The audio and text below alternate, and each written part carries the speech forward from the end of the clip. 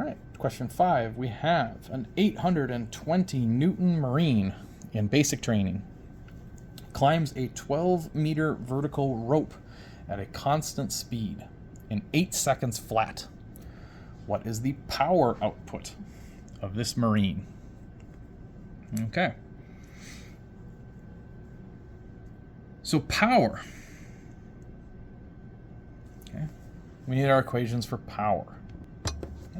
And we'll look at power as a derivative of work with respect to time. Or if everything is constant, we don't need to worry about the derivative. We can take the derivative of work, which is the change in energy over a change in time.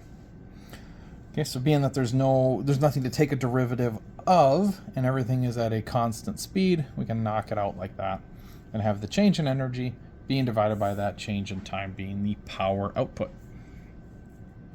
So what happened in the change in energy? Being it's at a constant speed, I know it can't be kinetic because the initial and final speed would be the same.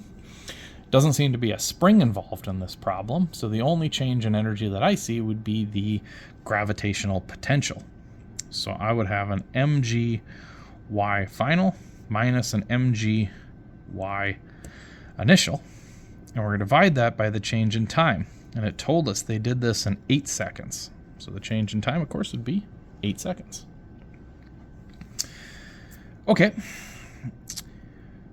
So I have a couple of things in here. Let's see. So power is equal to, I have an mg here and an mg here. I'm going to pull both of those outside of the equation. So I'm going to have an mg times y final minus y initial, all of this over 8.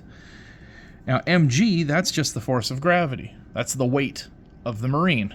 And that was given 820 newtons as the weight of the Marine. So mg, I'm going to change that to 820. Y final minus y initial, started on the floor, climbed a 12-meter long vertical rope. So final would be 12, initial would be 0. So I can put a 12 in there for the change in y. And then, of course, all that gets divided by 8. So let's plug that in. 820 times 12 divided by 8.